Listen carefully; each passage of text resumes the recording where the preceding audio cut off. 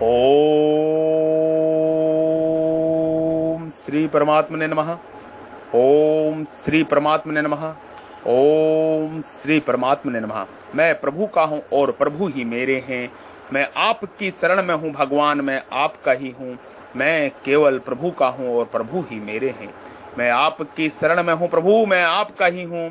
एक तू सच्चा, तेरा नाम सच्चा, मेरा कोई वजूद नहीं, तू ही तू है, तू ही तू है, तू ही तू है मालिक, तू ही तू है। ओम तत्सत सत्यम शिवम सुंदरम। जय श्री राम।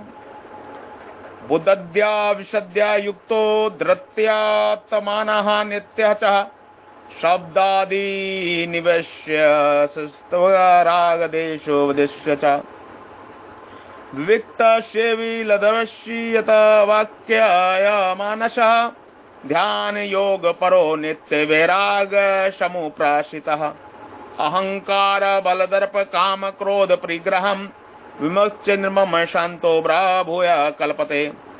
जो विशुद्ध सत्य की बुद्धि से युक्त वैराग्य के आश्रित एकांत का सेवन करने वाला और नियमित भोजन करने वाला साधक धैर्य पूर्वक इंद्रियों का नियमन करके शरीर वाणी मन को वश में करके शब्द आदि विषयों का त्याग करके और राग देश का छोड़कर निरंतर ध्यान योग परायण हो जाता है, वह अहंकार बल दर्प काम क्रोध और परिग्रह से रहित होकर एवं ममता रहित तथा शांत होकर ब्रह्म प्राप्ति का पात्र हो जाता है। बुद्धद्या विशद्या युक्त जो शंखा योगी साधक परमात्मा तत्व को प्राप्त करना चाहता है, उसकी बुद्धि विशुद्ध अर्थात सात्विक गीता के इसी अध्याय का 30वां श्लोक हो, उसका बुद्धि का विवेक साफ साफ हो, उसमें किंच मात्र भी संदेह ना हो, किंच मात्र भी उसमें संदेह ना हो। इस शंखा योग के प्रकरण में सबसे पहले बुद्धि का नाम आया है। इसका तात्पर्य है कि शंखा योगी के लिए जिस विवेक की आवश्यकता है वह विवेक बुद्धि में ही प्रकट होता है। उस विवेक से वह जड़ता का त्याग करता है, उस विवेक से वो जड़ता का त्याग करता है। वैराग्यम समूह प्रासितः, जैसे संसारी लोग राग पूर्वक वस्तु व्यक्ति आदि के आश्रित रहते हैं, उनको अपना आश्रय सहारा मानते हैं, ऐसे ही संख्या योग का साधक वैराग्य के आश्रित रहता है। अर्थात जन समुदाय स्थान आदि से उसकी स्वाभाविक ही निर्लिप्तता बनी रहती है। लौकिक और परलौकिक संपूर्ण भोगों से उसका दृढ़ वैराग्य होता है। विविक्त सेवी संख्या योग के साधक का स्वभाव, उसकी रुचि स्वतः स्वाभाविक एकांत में रहने की होती है। एकांत सेवन की रुचि होनी तो बढ़िया है, पर उसका आग्रह नहीं होना चाहिए। अर्थात एकांत ना मिलने पर मन में विक्षेप हलचल नहीं होनी चाहिए। आग्रह होने से, रुचि होने पर भी एकांत ना मिले, प्रत्यक्ष समुदाय मिले, खूब हल्ला गुल्ला, तो भी साधक उकताएगा नहीं, अर्थात सिद्धि असिद्धि सम रहेगा। परंतु आग्रह होगा तो वह उकता जाएगा, उसमें समुदाय सहा नहीं जाएगा। तथा साधक का स्वभाव तो एकांत में रहने का ही होना चाहिए, पर एकांत ना मिले तो उसके अंतकरण में हलचल नहीं होनी चाहिए। कारण कि हलचल होने से अंतकरण में संसार की महत्ता आती है, और संसार की महत्ता आने पर हलचल होती है, जो कि ध्यान योग में बाधक है। एकांत में रहने से साधन अधिक होगा, मन भगवान में अच्छी तरह लगेगा, अंतकरण निर्मल बनेगा। इस बात को लेकर मन में जो प्रसन्नता होती है वह साधन में सहायक होती है। परंतु एकांत में हल्ला गुल्ला करने वाला कोई नहीं होगा, अंत वहां नींद अच्छी आएगी। वहां किसी भी प्रकार से बैठ जाएं तो कोई देखने वाला नहीं होगा, वहां सब प्रकार से आराम होगा। एकांत में रहने से लोग भी ज्यादा मान बड़ाई आदर करेंगे। इन बातों को लेकर मन में जो प्रसन्नता है वह साधन में बाधक है, क्योंकि यह सब भोग है। साधकों को इन सुख सुविधाओं में फंसना नहीं चाहिए, प्रत्युत इनसे सदा सावधान रहना चाहिए। लब्धवशी साधक का स्वभाव सुलभ अर्थात नियमित और सात्विक भोजन करने का है। भोजन के विषय में हित मित और मध्य, हित मित और मध्य ये तीन बातें बताई गई हैं। हित का तात्पर्य भोजन शरीर के लिए अनुकूल हो, मित का तात्पर्य भोजन ना तो अधिक करे और ना कम करे, प्रत्युत जितने भोजन से शरीर निर्वाह हो जाए उतना भोजन करें। गीता के 6 अध्याय का 16वां श्लोक, भोजन से शरीर पुष्ट हो जाएगा ऐसे भाव से भोजन ना करें, प्रत्युत केवल औषध की तरह क्षुधा निवृत्ति के लिए भोजन करें जिससे साधन में विघ्न ना पड़े। मैद्य का तात्पर्य है कि भोजन पवित्र हो। द्रत्यात्मानः निमम्यच, संसारिक कितने ही प्रलोभन सामने आने पर बुद्धि को अपने ध्येय परमात्मा तत्व से विचलित न होने देना, ऐसी दृढ़ सात्विक धृति। गीता इसी अध्याय में 33वां श्लोक के द्वारा इंद्रियों का नियमन करें अर्थात इनको मर्यादा में रखें। 8 पहर यह जागृति रहे, इंद्रियों के द्वारा साधन के विरुद्ध कोई भी चेष्टा ना हो। यत् वाक्याय मानसः, शरीर वाणी और मन संयत वश में करना भी साधक के लिए बहुत जरूरी है।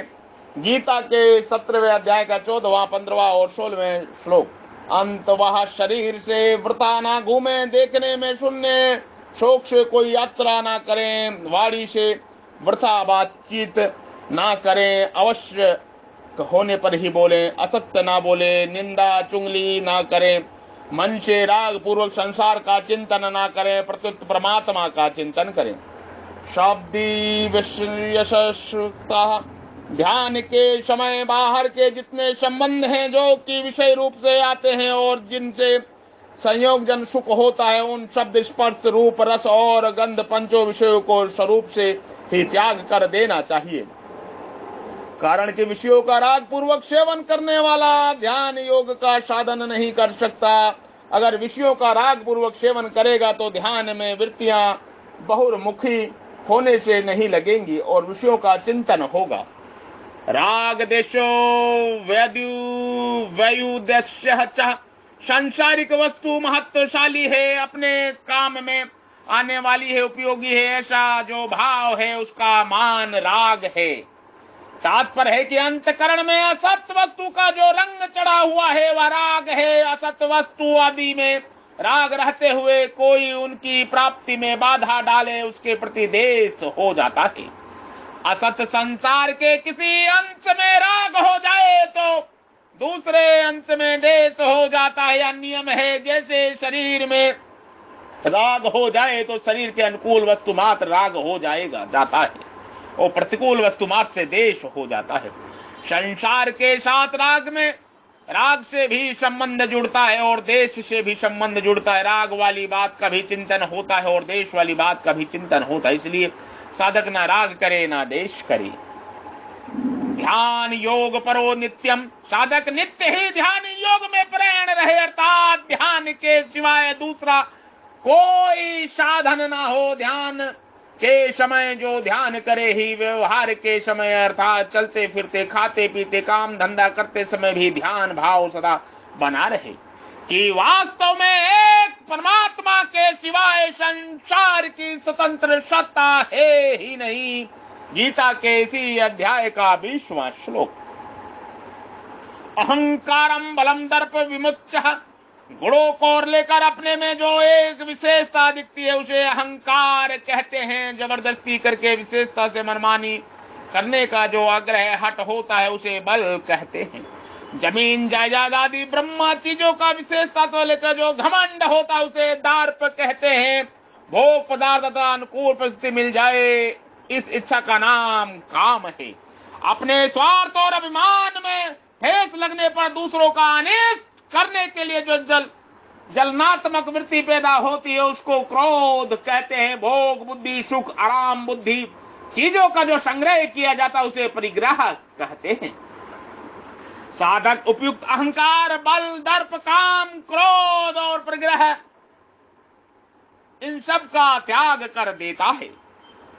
निर्मम अपने पास निर्वाह मात्र की जो वस्तुएं हैं, जो कर्म करने के लिए इंद्रिया आदि जो साधन है, उनमें ममता अर्थात अपनापन ना हो, अपना शरीर वस्तु आदि जो हमें प्रिय लगते हैं उनके बने रहने की इच्छा ना होना निर्मम होना है।